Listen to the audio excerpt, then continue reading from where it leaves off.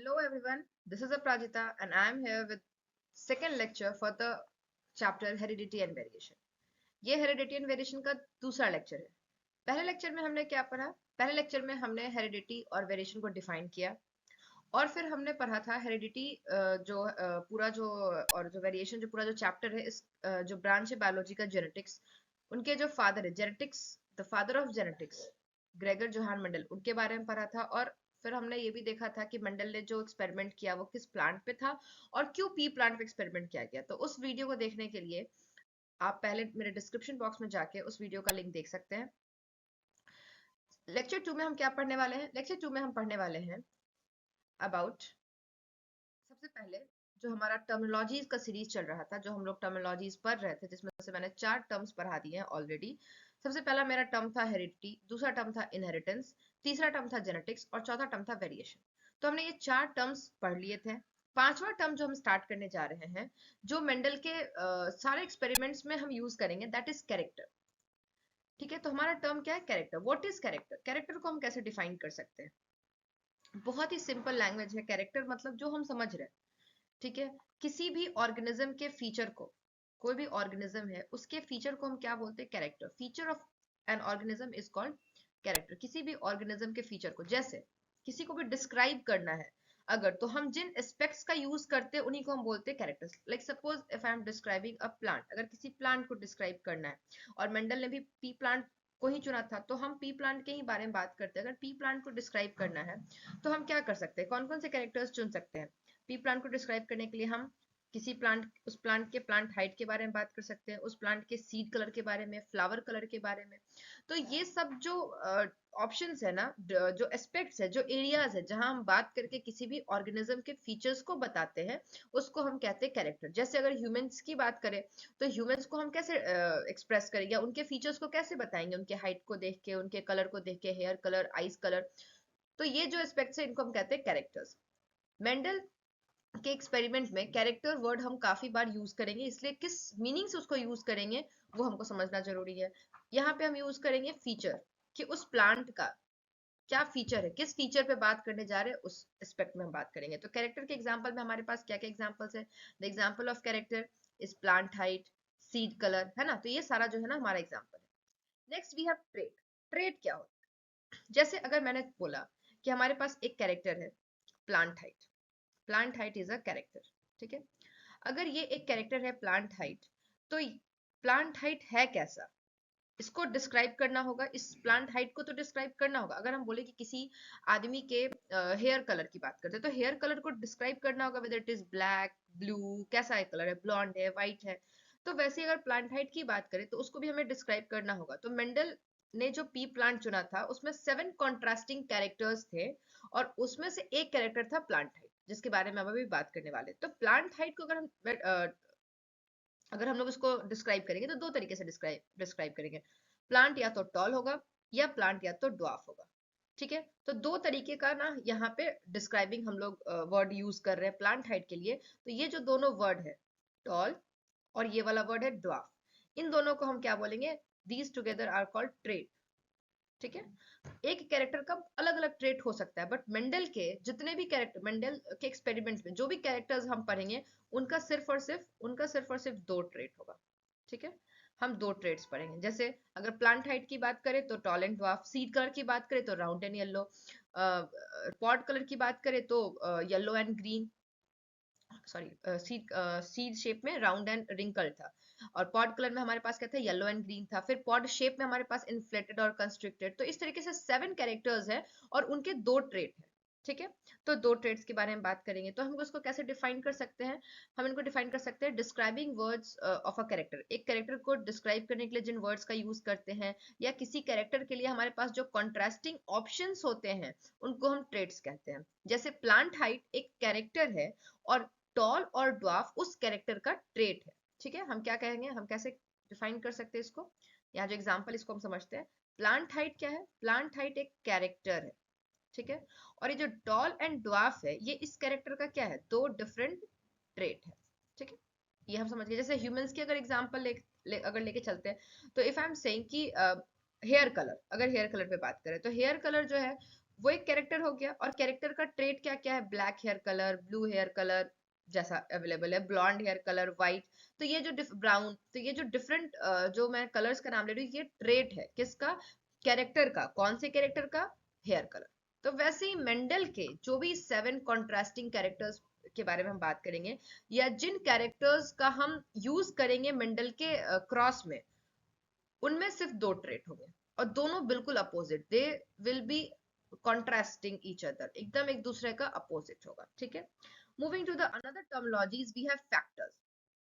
इनको हम simply factor कहते हैं, या इसको हम लोग मेंडेलियन फैक्टर्स के नाम से भी जानते हैं। ये जो वर्ड है इसको हम लोग मेंडेलियन फैक्टर्स के नाम से भी जानते हैं। तो ये इसमें कंफ्यूज नहीं होना, ये कभी फैक्टर के फॉर्म में मिलेगा या कभी मेंडेलियन फैक्टर के फॉर्म में मिलेगा। इसको हम लोग मेंडेलियन फैक्टर भी कहते हैं, ठीक है।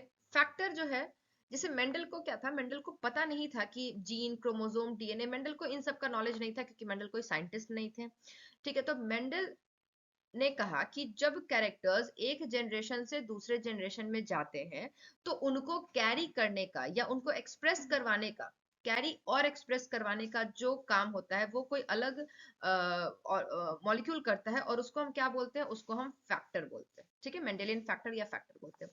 बाद में उस फैक्टर को हमने जीन नाम से बताया। बाद में हमने फैक्टर को क्या कहा, बाद में हमने फैक्टर को जीन कहा, ठीक है।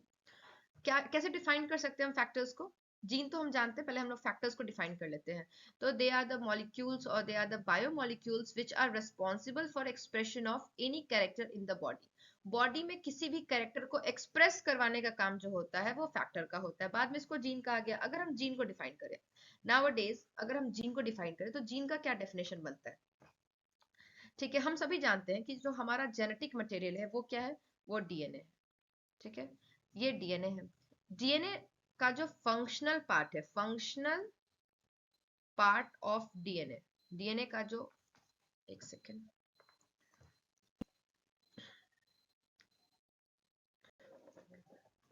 The functional part of DNA is called gene. DNA के फंक्शनल पार्ट को हम क्या कहते हैं, जीन कहते हैं, ठीक है। ठीक है, तो मेंडल को जीन के बारे में तो कुछ ऐसा पता था नहीं, तो मेंडल ने कौन सा वर्ड यूज किया, मेंडल ने यूज किया फैक्टर, ठीक है। देन वी हैव, अगर कोई प्लांट है, ठीक है, अगर उसके पास प्लांट हाइट है, ठीक है, प्लांट हाइट में वो टॉल है।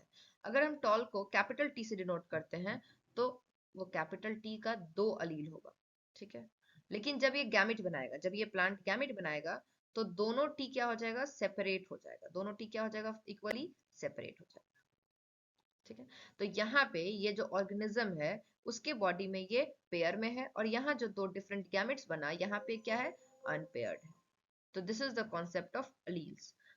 हर कैरेक्टर के लिए पी प्लांट में 2 अलील होगा, और दोनों अलील में से एक अलील जो होता है वो फादर से इनहेरिट होगा, और एक अलील जो होगा वो मदर से इनहेरिट होगा। तो ये 2 चीज बहुत इंपॉर्टेंट है, जो दो लास्ट पॉइंट लिखा हुआ है यहाँ, ये दोनों बहुत इंपॉर्टेंट है समझना।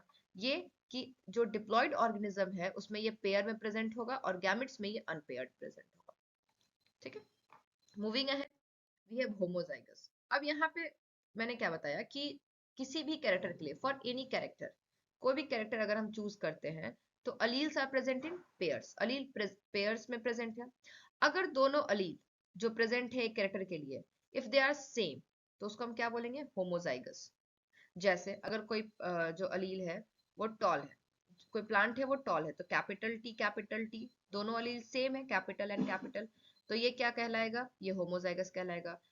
कैपिटल आर जो है वो राउंड सीड को डिनोट करता है, दोनों आर सेम है तो होमोजाइगस कंडीशन। स्मॉल टी क्या डिनोट करता है, स्मॉल टी जो है वो ड्वार्फ कैरेक्टर को डिनोट करता है, तो ये भी कैसा है, होमोजाइगस कंडीशन है, क्योंकि दोनों अलील जो प्रेजेंट है इस बॉडी में वो कैसे है, सेम है, so they are called homozygous. Same we have heterozygous. Heterozygous में क्या होता है कि जो अलील्स है वो डिफरेंट है। जैसे देख, ये टॉल प्लांट है, ठीक है, टॉल प्लांट के लिए कैपिटल टी होना जरूरी है, लेकिन कैपिटल टी स्मॉल टी अगर हो जाए, अगर दोनों अलील्स प्रेजेंट हो, दोनों डिफरेंट अलील्स प्रेजेंट हो, तो इस कंडीशन को हम क्या बोलते हैं, इस कंडीशन को हम बोलते हैं हेट्रोजाइगस कंडीशन। हेट्रो का मतलब ही है, जो ये वर्ड है हेट्रो, हेट्रो का मतलब ही क्या होता है? हेट्रो का मतलब होता है डिफरेंट, ठीक है। हेट्रो का मतलब ही हम क्या समझते हैं? डिफरेंट।